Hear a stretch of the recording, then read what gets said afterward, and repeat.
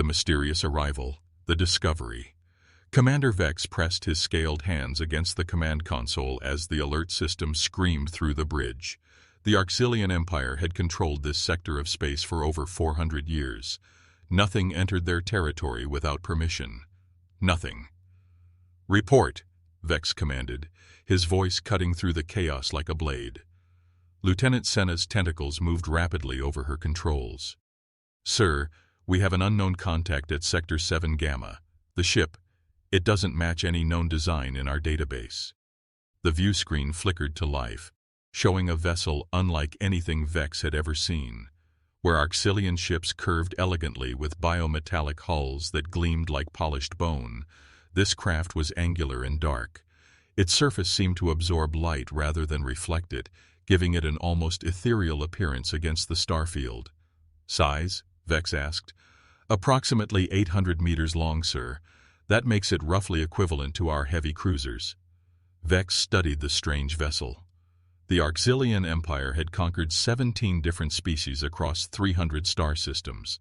They knew every ship design, every technology, every threat in this part of the galaxy, but this thing was completely alien to them.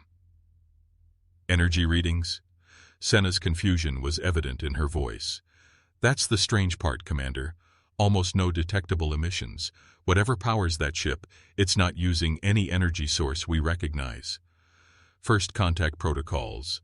The unknown ship drifted slowly through space, its movement deliberate yet unhurried. It showed no signs of distress, no indication of damage. It simply moved forward with quiet purpose. "Signal Admiral Korath," Vex ordered. "We need reinforcements." Within hours, 12 Arxilian warships had surrounded the mysterious vessel. Their biohulls pulsed with ready energy, weapon ports glowing with charged plasma. The sight should have been overwhelming to any hostile force. The strange ship simply stopped. "Why isn't it running?" asked Lieutenant Rook, his 4 eyes fixed on the tactical display. "Or fighting," Senna added nervously. Vex wondered the same thing. Every species the Empire had encountered had shown fear when faced with their fleet. They either fled or attacked in desperation. This ship just waited, as if studying them. "Open communications on all known frequencies," Vex commanded.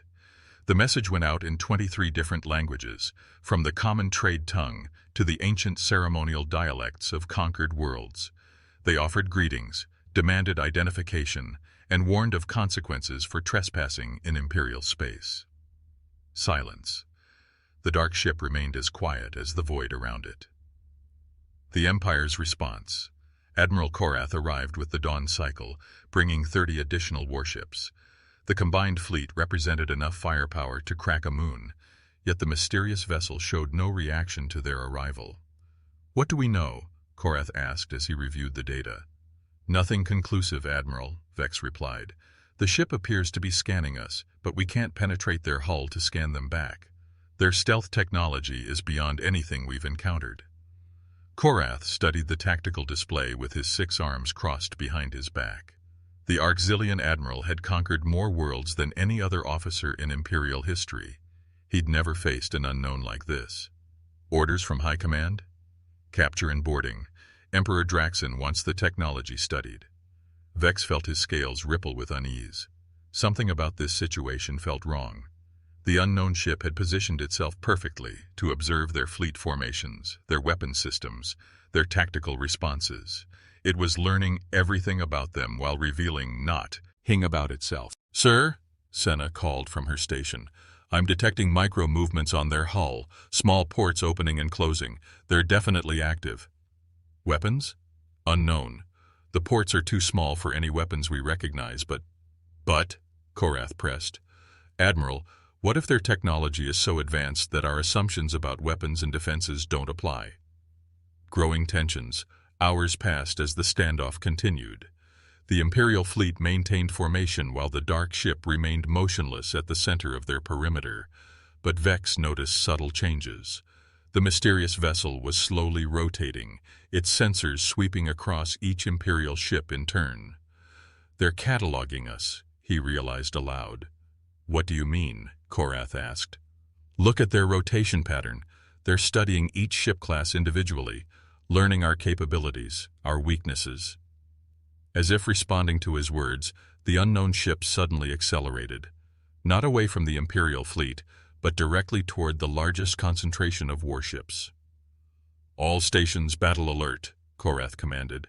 "If that ship makes any aggressive moves, destroy it immediately." Energy weapons across the fleet charged to full power, missile tubes loaded with antimatter warheads, defensive shields raised to maximum strength. 42 of the Empire's finest warships prepared for combat against a single unknown vessel.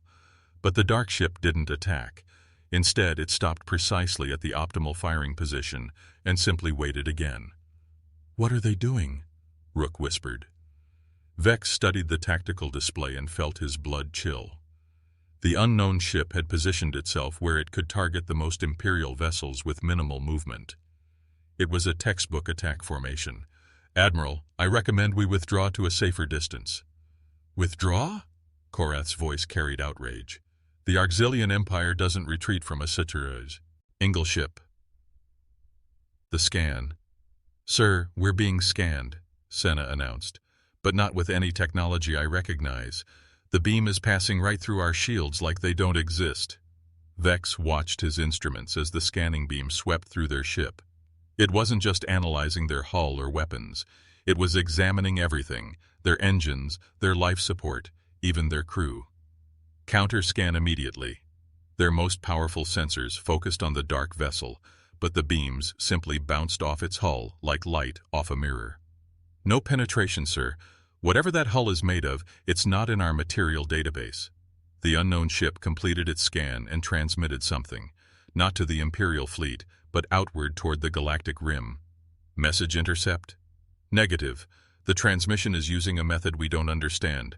Quantum entanglement, maybe, or something even more advanced." Admiral Korath's frustration was evident. "How can one ship have technology so superior to ours? We've conquered half the galaxy." Vex didn't answer, but he was beginning to suspect they were facing something unprecedented. A species that had developed along completely different technological paths. A civilization that prioritized different aspects of science than the Empire's conquest-focused research. Preparation for boarding. "Boarding teams prepare for assault," Korath commanded. "Full battle armor and heavy weapons. I want that ship taken intact." Elite Imperial Marines suited up in their biomechanical armor. Weapons designed to penetrate any known defense. Shields that could withstand ship-grade weapons fire. They were the finest soldiers the Empire could produce. The unknown ship seemed to sense the preparation. Its hull began to shift, plates sliding apart to reveal new configurations. It wasn't showing weapons, but something else entirely. "Sir, are those docking bays?" Senna asked. The dark ship had opened multiple ports along its hull, each one sized perfectly for Imperial boarding pods. It was inviting them inside. "It's a trap," Vex said immediately. "Of course it's a trap," Korath replied. "But we're going anyway. Launch boarding pods." 20 assault pods launched from the Imperial fleet, each carrying a full squad of Marines. As they approached the mysterious ship, the vessel's ports aligned perfectly to receive them. "Too easy," Vex muttered. The boarding pods docked with gentle precision, their magnetic clamps securing to the unknown hull. Marines reported successful entry into the ship's atmosphere. "Breathable air, sir. Gravity is close to standard. Temperature nominal. Proceed with caution. We need prisoners and technology samples." Inside the unknown, the Marine squads moved through corridors that seemed designed for their species. The passages were the right height, the lighting appropriate for Arxilian eyes. Everything seemed deliberately accommodating. "This is wrong," Vex told Korath privately. "They're making this too easy." "Squad leader Voss reports reaching what appears to be the bridge," the communications officer announced. On screen, the view screen showed a circular chamber with consoles arranged in a pattern that seemed somehow familiar yet alien. But it wasn't empty. 3 figures stood in the center of the room. They were tall, bipedal, with pale skin and strange hair covering their heads. They wore simple uniforms and no visible weapons. "Unknown species," Voss reported. "They don't appear hostile." One of the creatures stepped forward and spoke in perfect Arxilian. "We are humans. We mean no harm to your people." The bridge fell silent. The Empire had encountered every spacefaring species in this region of the galaxy. How could there be another one they'd never seen? "Humans?" Admiral Korath repeated the unfamiliar word. "Yes. We come from a world called Earth, far beyond your territory. This is our first deep space exploration vessel." Vex studied the human carefully. Despite being surrounded by armed Imperial Marines, the creature showed no fear. Its companions remained calm, almost serene. "Why didn't you respond to our communications?" Korath demanded. "We were learning your language and studying your intentions." "Studying our intentions?" The human nodded. "Your ships are built for war. Your formation patterns are aggressive. Your first instinct was to surround and threaten us. We needed to understand what kind of species we were dealing with." The simple honesty of the statement caught everyone off guard. This wasn't the usual posturing or deception they encountered from new species. "You will surrender your vessel and submit to Imperial authority," Korath declared. The human's expression didn't change. "No, we will not." The revelation and reckoning, the refusal, the single word hung in the air like a challenge. In 400 years of expansion, no species had simply refused the Arxilian Empire. They fought, they negotiated, they begged, but they never just said no. "You don't understand," Admiral Korath said, his voice carrying the weight of Imperial authority.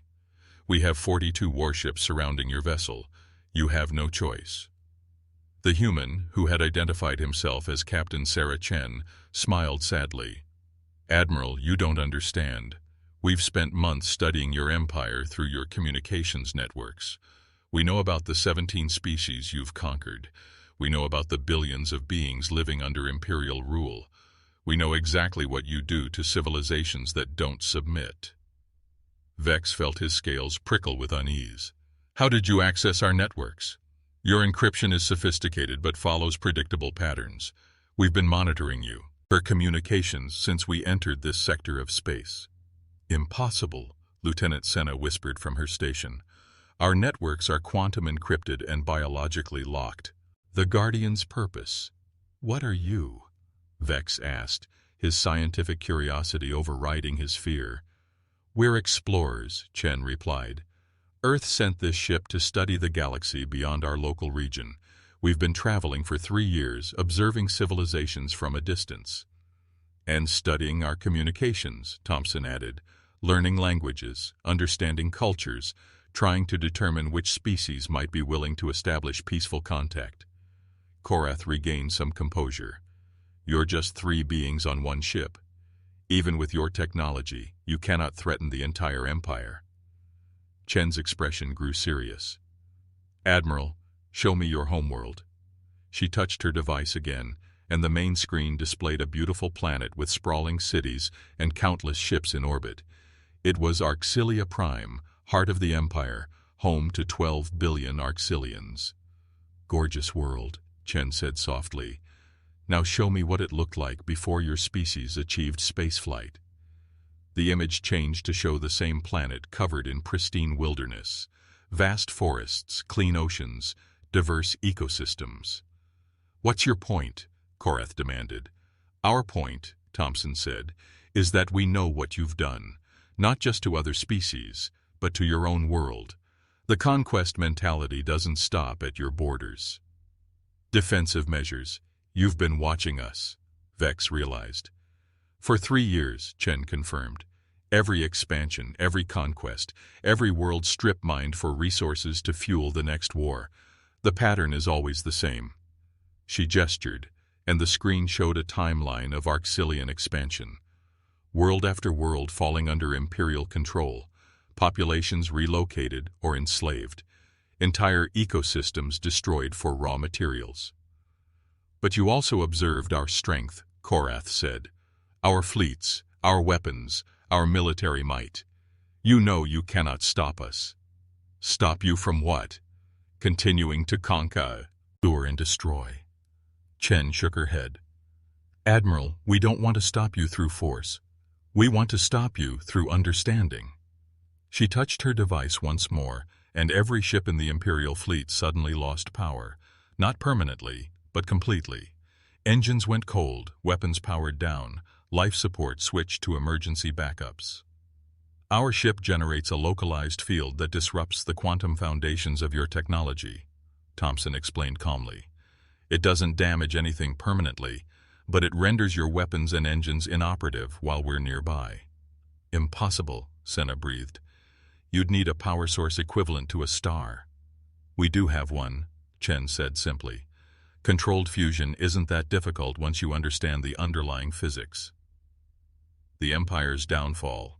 Admiral Korath stared at the tactical display showing 42 disabled Imperial warships, the most powerful fleet in this sector of space, rendered helpless by 3 humans in a single vessel. What do you want? He asked quietly. To deliver a message, Chen replied. Earth has been watching the Arxilian Empire for years. We know your expansion patterns, your resource needs, your military capabilities. And we want you to know that any attempt to expand toward human space will be met with defensive action. You're threatening us? We're informing you of our defensive capabilities. There's a difference. Thompson called up another display showing the galactic arm where human space began. This region is under Earth's protection, not just our colonies, but any species that requests our assistance against aggressive expansion. You're talking about war, Korath said. No, Chen corrected. We're talking about defense. Earth doesn't conquer worlds, Admiral. We explore them, we study them. When we find species that want contact, we establish peaceful relationships. When we find it's species that prefer isolation, we respect their borders. And when you find species like us? Chen's expression grew sad. We hope to find better solutions than endless conquest. The message. Restore our ship's power, Korath demanded. Of course. But first you need to understand something important. The screen changed to show Earth itself. A blue world with white clouds, teeming with life. Our homeworld has 7 billion humans. Our colonies support another 3 billion. We have ships like this one stationed throughout human space. Chen paused. And Admiral, every human ship has the same defensive capabilities as this one. The implication hit Vex like a physical blow. You have an entire fleet that can disable our technology? Every human vessel can neutralize any number of ships using your technological base, Thompson confirmed. We developed these capabilities specifically for defense against aggressive civilizations. Korath's voice was hollow. You're saying we couldn't conquer human space, even if we wanted to? You couldn't successfully attack any species under Earth's protection, Chen agreed. But more importantly, you don't need to. The galaxy is vast, Admiral. There's room for every civilization to grow and prosper without conquest. The Empire requires resources. Expansion is necessary for survival. Chen smiled. No, it isn't. Would you like to see our resource extraction methods, our closed-loop ecological systems, our sustainable energy production? New galactic balance. Over the next few hours, the humans shared information that revolutionized Arxilian understanding of technology and civilization. Methods for extracting resources without environmental destruction, techniques for sustainable expansion that didn't require conquest, technologies that could restore damaged worlds. Why? Vex asked finally. Why share this with us? Because conquest is inefficient, Thompson replied. Cooperative civilizations achieve more than aggressive ones, always. Chen activated her device and power began returning to the Imperial ships. We're going to leave now. But before we go, you should know that Earth has been in contact with several species in this region, the ones you call primitive or unconquerable. What do you mean? The Calarian hive mind that resisted your expansion 50 years ago. They're now allied with Earth, the crystal beings of Nethra who destroyed your survey fleets. They're under our protection. The void dwellers you couldn't even locate, They've been our allies for 2 years. Korath stared at the tactical display as the implications sank in. You've been building an alliance. A defensive alliance, Chen corrected. Species who want to be left alone, species who prefer cooperation to conquest. We call it the Galactic Cooperation Council. And if we continue our expansion? Then you'll find your borders surrounded by civilizations with technology equivalent to ours, all committed to defending their sovereignty. The human ship began moving away from the Imperial fleet. Its dark hull seemed less ominous now and more protective, like a guardian watching over threatened worlds. What happens now? Vex asked over the communications channel. Captain Chen's voice carried a note of hope. That depends on your choices, Commander. The galaxy is big enough for all of us. The question is whether the Arxilian Empire wants to be part of a cooperative future or continue down the path of endless conflict. As the human vessel disappeared into hyperspace, Admiral Korath stared at the star charts showing the new reality. The Empire's expansion had hit an immovable barrier, not through military defeat, but through the simple existence of a civilization that valued defense over offense, cooperation over conquest. For the first time in 400 years, the Arxilian Empire would have to find a new way forward. The age of unchallenged expansion was over. The humans had ended an empire not with weapons of war, but with the promise of something better. And across the galaxy, species that had lived in fear of imperial conquest began to hope for the first time in centuries. The Guardian had to